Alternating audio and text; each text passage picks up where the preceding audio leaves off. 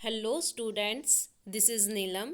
Dear students, आज की अपनी इस वीडियो के पार्ट में हम कवर करने वाले हैं क्लास 9th से हमारा चैप्टर है वर्किंग ऑफ इंस्टीट्यूशन का। तो हम देख रहे हैं इसमें वर्किंग ऑफ इंस्टीट्यूशंस, जो अलग अलग गवर्नमेंट इंस्टीट्यूशन हैं,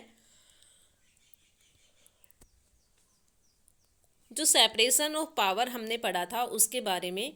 उसमें जो हमने लेजिस्लेचर, एग्जीक्यूटिव और जुडिशरी के बारे में पढ़ा, उसी के बारे में, उसी से रिलेटेड एक्सप्लेन में हम अपने इस चैप्टर में पढ़ रहे हैं।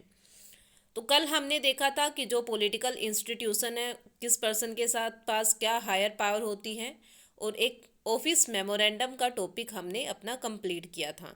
जो ऑफिस मेमोरेंडम या मंडल कमीशन जो हमें ये बताता है कि कोई भी गवर्नमेंट वैकेंसीज निकलेगी तो उसमें 7% रिजर्वेशन जो होगा वो SC ST कास्ट के लिए माना जाएगा। जो सोशली और इकोनॉमिकली बैकवर्ड क्लास होगी, SC BC, उसके लिए वो रिजर्वेशन दिया जाएगा।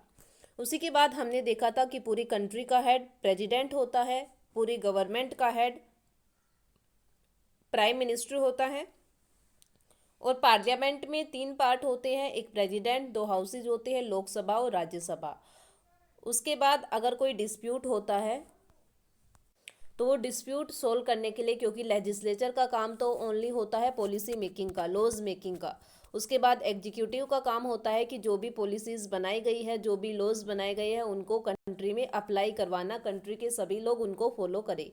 और जो जुडिशरी होती है उसका काम होता है वो पॉलिसीज़ को और जो लॉज बने हैं उनको कंट्री में मेंटेन करना, कि कंट्री के सभी लोग उसको इक्वली फॉलो करें। इस बात के ऊपर फोकस करेगा जुडिशरी। अगर कोई फोकस नहीं कर रहा है, उनको फॉलो नहीं कर रहा है, तो उस टाइम उनको पनिशमेंट देने का जो काम होगा वो जुडिशरी ही करेगा। आज का हमारा मेन टॉपिक रहने वाला है नीड फॉर पॉलिटिकल इंस्टीट्यूशन। जो पॉलिटिकल इंस्टीट्यूशन है वो हमारे लिए क्यों ज़रूरी है। तो जो पॉलिटिकल इंस्टीट्यूशन है उसमें हम सबसे मेन प्राइम मिनिस्टर और कैबिनेट्स उनको इंक्लूड करते हैं। The prime minister and the cabinet are institutions that take all important policy decision. Prime minister और जो जितने भी कैबिनेट मिनिस्टर होंगे, ये जो इंस्टीट्यूशन होगा वो कंट्री से रिलेटेड सभी इंपॉर्टेंट पॉलिसी से रिलेटेड कोई डिसीजन है तो वो प्राइम मिनिस्टर और कैबिनेट मिनिस्टर लेंगे। इसके अलावा the civil servant working together are responsible for taking step to implement the minister decision. Minister जो भी डिसीजन लेंगे उनको कैसे फॉलो कराना है, कैसे इम्प्लीमेंट करना है कंट्री में, तो इसके लिए जो सिविल सर्वेंट होंगे वो उनकी हेल्प करेंगे। Supreme Court and in institutions where dispute between citizen and the government are finally settled. अगर कोई ऐसा डिसीजन लिया गया है जिससे कंट्री के सिटीजन सेटिस्फाई नहीं है और उनमें आपस में डिस्प्यूट हो जाता है, मतलब एक गवर्नमेंट चाहती है कि ये लॉज, ये पॉलिसी फॉलो होनी चाहिए, लेकिन सिटीजन चाहते हैं ये रूल्स पॉलिसी लॉज फॉलो नहीं होने चाहिए। तो जब उनमें आपस में ही डिस्प्यूट हो जाते हैं, आपस में ही लड़ाई झगड़े हो जाते हैं, तो उस टाइम सुप्रीम कोर्ट जो होगा वो उनके जो भी डिस्प्यूट होगा उसको सोल्व करने की रिस्पॉन्सिबिलिटी, मतलब जो इंस्टीट्यूशन होगा वो सुप्रीम कोर्ट के पास होगा। Working with institution is not easy. जितना ईजिली हमने बता दिया, ये इतना ईजी भी नहीं है। Institution involve rules and regulation. हर इंस्टीट्यूशन के अपने रूल्स और रेगुलेशन होते हैं। This can bind to hand of leader. वो सभी अपने लीडर जो भी उनके ऊपर काम करते हैं उनसे बंधे हुए होते हैं। Institution involve meeting, committee and routines. Her institution में मीटिंग्स होती है, कमेटीज बनती है और रूटीन में काम होता है। They often lead to delay and complication. हो सकता है कि जो डिसीजन लिया जा रहा है उसमें कुछ डिले हो जाए या कोई कॉम्प्लिकेशंस आ जाए, कुछ उसमें बीच में रुकावटें आ जाए। Therefore dealing with institution can be frustrating. इसलिए जो भी डील होती है इंस्टीट्यूशंस के साथ वो काफ़ी फ्रस्ट्रेट कर देती है लोगों को, क्योंकि वो रूल आने में, वो पॉलिसी आने में, वो डिसीजन आने में काफ़ी ज़्यादा टाइम लग जाता है।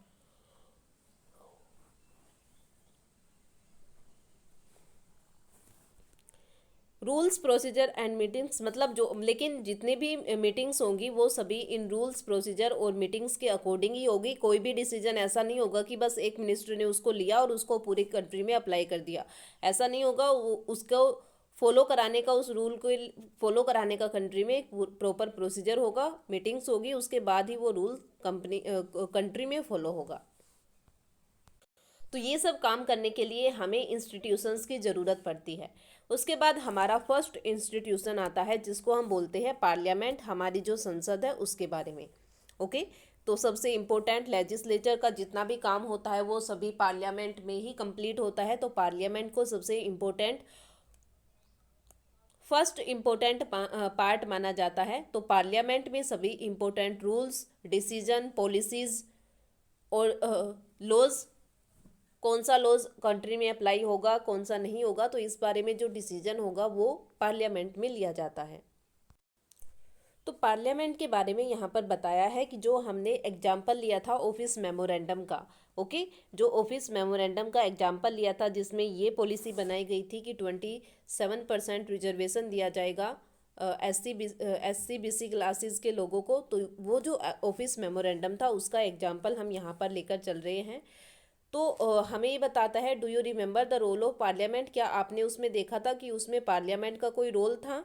परहैप्स नोट, नहीं था, since the decision was not taken by parliament, वो जो डिसीजन था वो पार्लियामेंट ने नहीं लिया था। You might think that Parliament had no role in it, क्या आपको रियली लगता है कि जो डिसीजन लिया गया ऑफिस मेमोरेंडम का उसमें पार्लियामेंट का कोई रोल नहीं था? एक बार दोबारा से उस स्टोरी को आप पढ़ो और उसमें देखो पार्लियामेंट की फिगर्स को। Let's recall the point made earlier for completing the following sentence.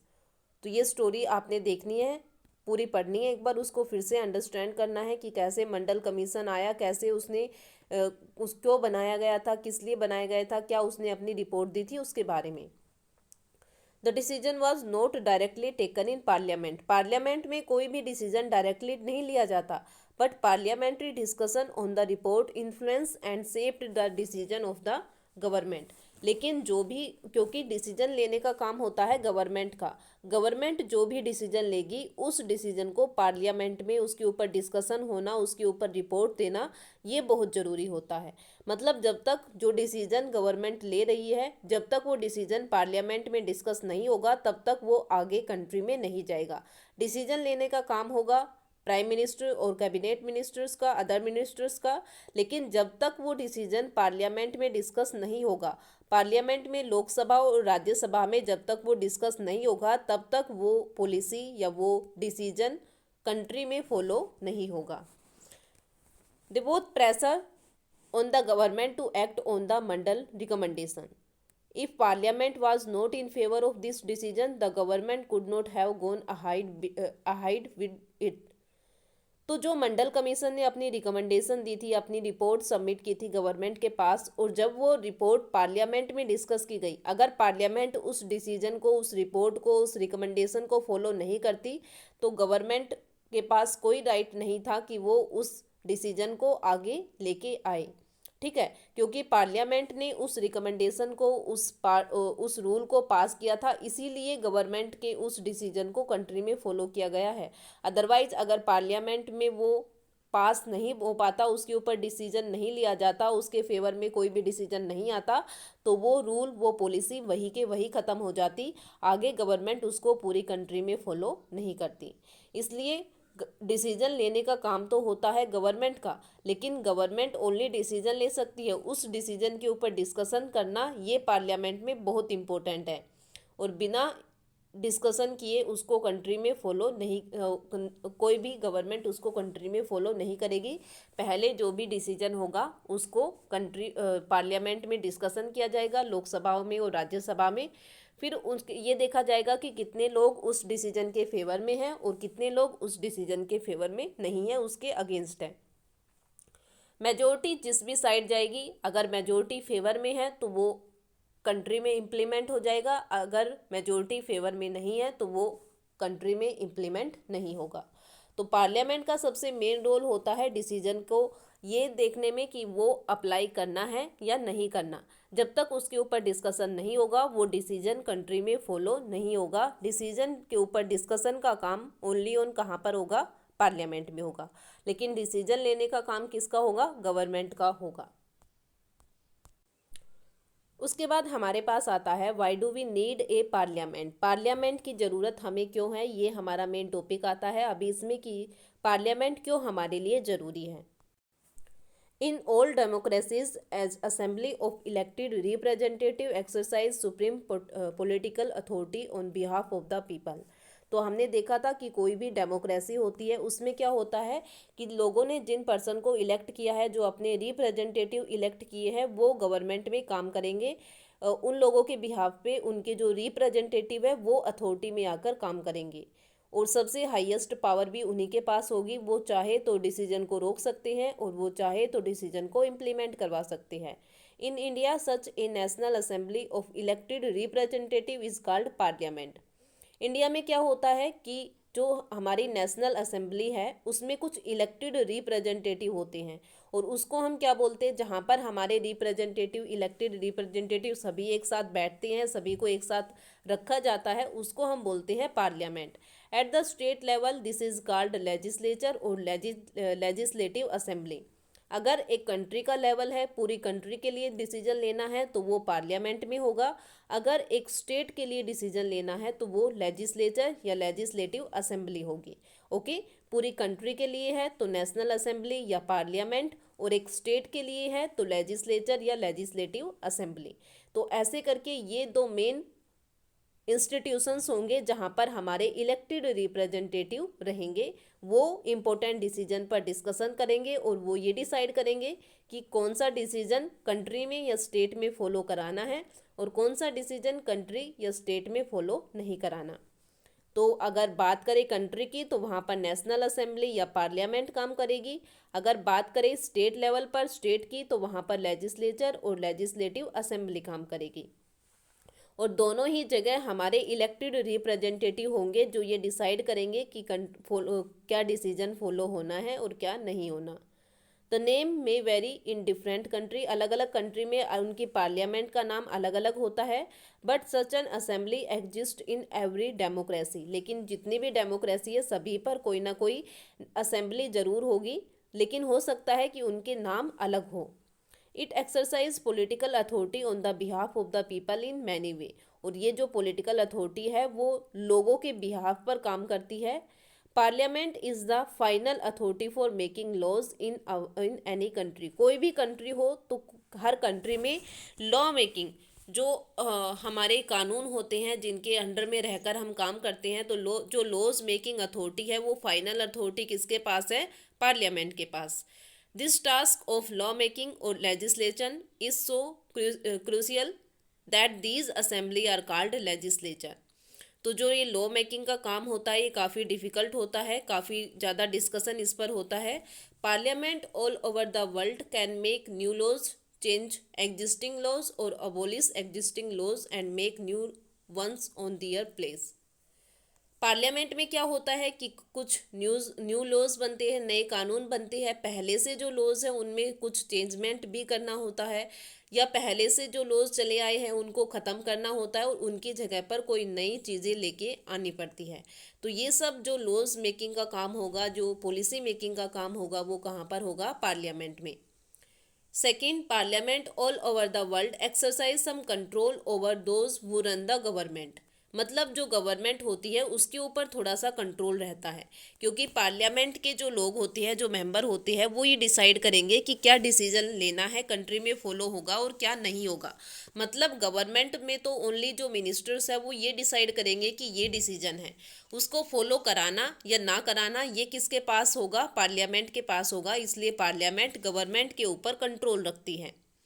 अगर पार्लियामेंट चाहे तो वो गवर्नमेंट के डिसीजन को लागू करा सकती है, अगर चाहे तो उसको लागू कराने से रोक भी सकती है। In some countries like India this control is direct and full. और जैसे हमारी कंट्री की बात करें, इंडिया की, तो यहाँ पर जो ये कंट्रोल होता है गवर्नमेंट के ऊपर, ये तो पूरा का पूरा ही है, डायरेक्ट है। और हम देखते हैं हमारे आसपास जो एमपीज़ और एमएलएज होते हैं वो क्या करते हैं, उनका गवर्नमेंट के ऊपर पूरा कंट्रोल होता है। वो जो चाहते हैं वही डिसीजन स्टेट में या कंट्री में फॉलो होता है। Those who run the government can take decision only so long as they enjoy support of parliament.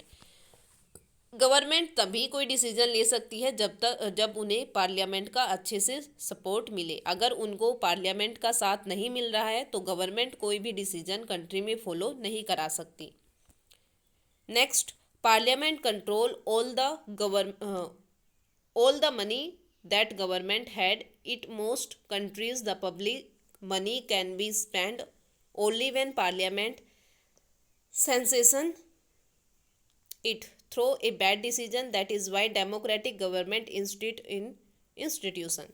Third बात ये बता रखी है कि पार्लियामेंट मनी, गवर्नमेंट के पास जितना भी पैसा होता है वो कहाँ पर खर्च करना है कहाँ पर नहीं करना। आपने देखा होगा बजट बनाया जाता है और उस बजट पर डिस्कशन कहाँ पर होता है, पार्लियामेंट में। मतलब पार्लियामेंट के जो सेक्शन है, पार्लियामेंट में ही ये डिसाइड होता है कि जो टैक्स में जो पब्लिक मनी है, लोगों से जो पैसा कलेक्ट किया गया है टैक्स की फॉर्म में, उस पैसे को कहाँ पर खर्च करना है और कैसे खर्च करना है और कितना खर्च करना है, ये डिसीजन भी कहाँ पर होता है, पार्लियामेंट में ही होता है। और पार्लियामेंट के जो मेंबर्स होते हैं वही डिसाइड करते हैं कि किस चीज़ पर का ज़्यादा फोकस करना है, किस चीज़ पर ज़्यादा अमाउंट खर्च करनी है और किस पर कम करनी है। तो ये सभी पावर जो होती है वो किसके पास होती है, पार्लियामेंट के पास होती है। और ये एक कंट्री की काफ़ी इम्पोर्टेंट पावर है। फोर्थ हमारे पास आती है, Parliament is the highest form of discussion and debate on public issue and national policy in any country. उसके बाद बता रखा है कि पार्लियामेंट सबसे हाईएस्ट फॉर्म है जहां पर कोई भी पब्लिक इशू होता है या कोई नेशनल पॉलिसी बनाई जाती है तो उसके ऊपर डिस्कशन और डिबेट जो होता है वो कहाँ पर होता है, पार्लियामेंट में। Parliament can seek information about any matter. और पार्लियामेंट किसी भी मैटर पर कोई भी इंफॉर्मेशन ले सकती है, पूछ सकती है। तो ये पावर किसके पास होती है, पार्लियामेंट के पास होती है। और एक डेमोक्रेटिक कंट्री में पार्लियामेंट जरूर होती है, चाहे वो किसी दूसरे नाम से हो। और उसके पास अलग अलग टाइप की पावर्स होती है जिनका यूज़ करते हुए वो डेमोक्रेसी को कंप्लीट रखती हैं। उसके बाद हमारे पास हमारा मेन सेकेंड टॉपिक आता है, टू हाउस ऑफ पार्लियामेंट। जैसे कि हमने पहले देखा था, पार्लियामेंट के तीन पार्ट होते हैं, प्रेसिडेंट और दो उसके हाउसेज। और दो हाउसेज कौन कौन से हैं, लोकसभा और राज्यसभा। तो अब अपने इस टॉपिक में हम लोकसभा और राज्यसभा के बारे में देखेंगे। तो इससे पहले भी हम 8th क्लास में देख चुके हैं लोकसभा के दो हाउसेस, जो राज्यसभा और लोकसभा है उसके बारे में। तो एक बार हम दोबारा से देख लेते हैं। Since parliament play a central role in modern democracy, most large countries divided the role and power of parliament in two parts. Mostly जो कंट्रीज होती है वहाँ पर उन कंट्रीज़ में जो पार्लियामेंट होती है उनकी पावर और उनके रोल्स को मोस्टली टू पार्ट में डिवाइड किया जाता है। दे आर कॉल्ड चैम्बर और हाउस। और उन पार्ट को हम क्या बोलते हैं, या तो चैम्बर बोलते हैं या फिर हाउसेज बोलते हैं। One house is usually elected by the people and exercise the real power on the behalf of the people। एक जो हाउस है वो सबसे मेन होता है जिसमें कंट्री के जो पर्सन इलेक्ट किए जाते हैं, कंट्री के लोग जिस भी पर्सन को अपने रिप्रेजेंटेटिव को इलेक्ट करते हैं तो वो वहाँ पर जाते हैं। और रियल पावर जो होती है वो इन्हीं लोगों के पास होती है, इन्हीं मेंबर्स के पास होती है। The second house is usually elected indirectly or performs a special function। जो दूसरा हाउस है वो कुछ स्पेशल फंक्शन के लिए और इनडायरेक्टली इलेक्ट किया जाता है। The most common work for the second house is to look after the interest of various state, religion और फेडरल यूनिट। जो सबसे मेन काम होता है सेकेंड हाउस का, उसका काम वो ये देखता है कि जो अलग अलग स्टेट्स है उनके बारे में, रिलीजन के बारे में और जो फेडरल यूनिट है उनके बारे में। In our country Parliament consist of two house. हमारी कंट्री में पार्लियामेंट के दो हाउसेज है, दो भाग है। The two houses are known as the Council of State. First को हम बोलते हैं Council of State, Rajya Sabha, and the House of the People, Lok Sabha. एक तो है काउंसिल ऑफ स्टेट, राज्यसभा, और दूसरा है हाउस ऑफ पीपल, लोकसभा। तो हमारी पार्लियामेंट में जो दो हाउस है उनके नाम क्या है, फर्स्ट तो है काउंसिल ऑफ स्टेट्स, राज्यसभा, और सेकंड है house of the People, Lok Sabha. The president of India is a part of parliament. इसके अलावा पार्लियामेंट का एक और पार्ट होता है और वो कौन है, president of India. Although she is not a member of either house, that is why all laws made in the house come into force only after they receive the assent of the president. और जो भी इन houses के member होंगे, जो भी यहाँ पर आएगा, वो प्रेजिडेंट की असिस्ट के बाद, क्योंकि प्रेसिडेंट जो है वो इन हाउसेज का मेंबर नहीं है, वो इन दोनों हाउसेज के ऊपर है, हेड होता है, एक तरह से मान सकते हैं। और उसके बाद जो भी लॉज बनेंगे वो लॉज प्रेसिडेंट के पास पहले तो हाउसेज में पास होंगे, और उसके बाद जब तक प्रेसिडेंट उसको क्लियर नहीं कर देता, जब तक प्रेसिडेंट उसको इम्प्लीमेंट करने की परमिशन नहीं देता, तब तक वो लॉज कंट्री में इम्प्लीमेंट नहीं होंगे। You have read about the Indian Parliament in earlier classes from। तो इससे पहले हम अपनी क्लासेस में लोकसभा इलेक्शन के बारे में, राज्यसभा के बारे में, जो दो हाउसेज हैं उनके बारे में पढ़ चुके हैं।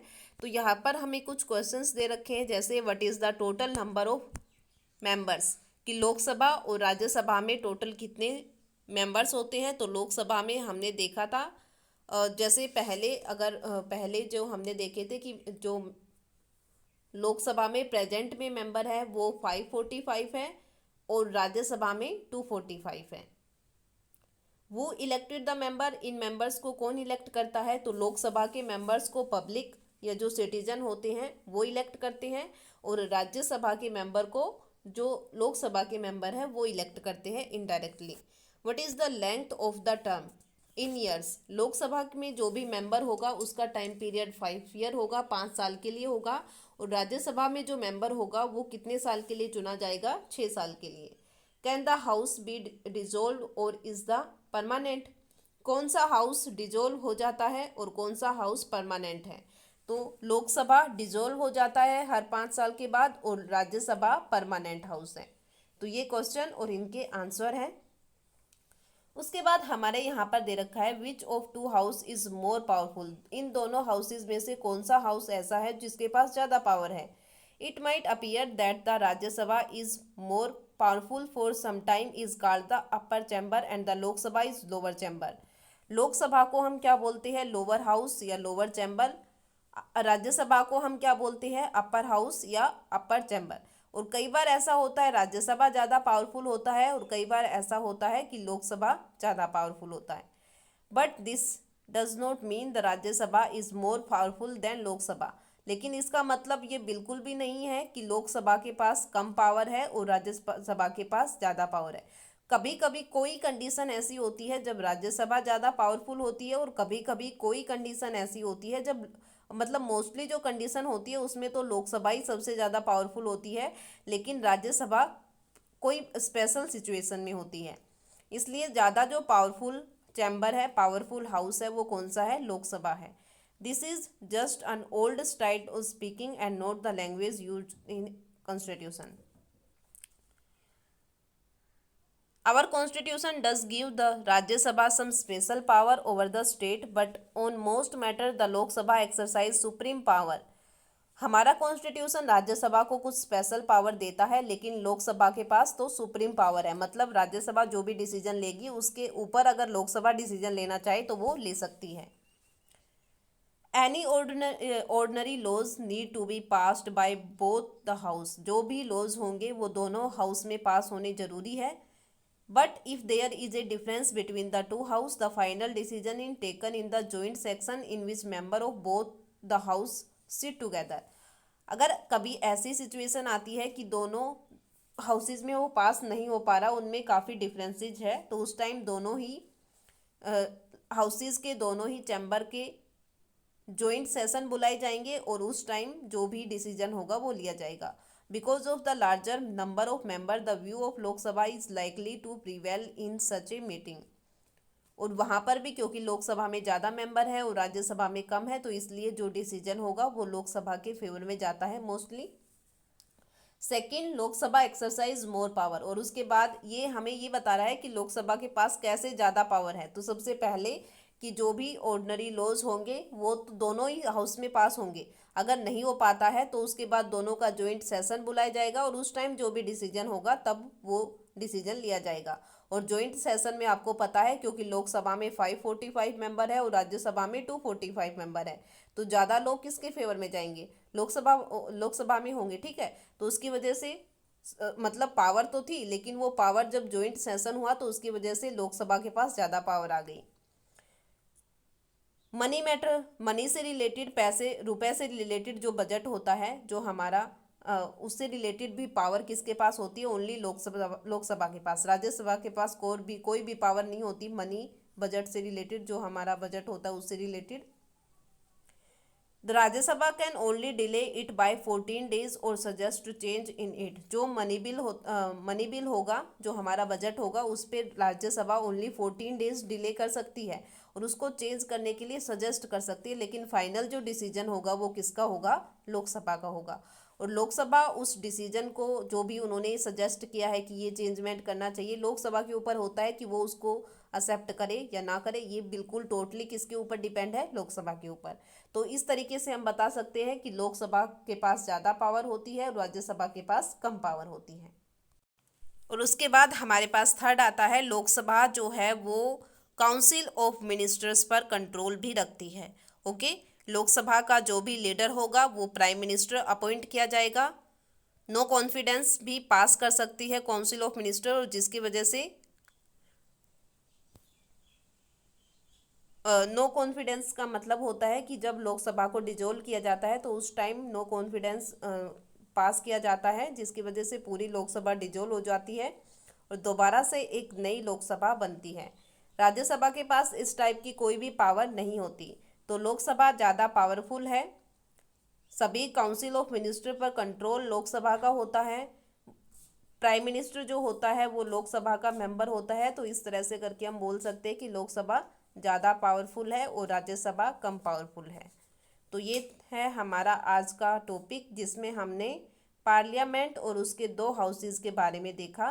तो आज का इम्पोर्टेंट टॉपिक इसमें रहने वाला है लोकसभा और राज्यसभा के बारे में। इनमें जो मेन डिफरेंसेस है वो डिफरेंसेस आपको अपनी नोटबुक में लिखने हैं। तो इम्पोर्टेंट टॉपिक रहेगा हमारा difference between Lok Sabha and Rajya Sabha.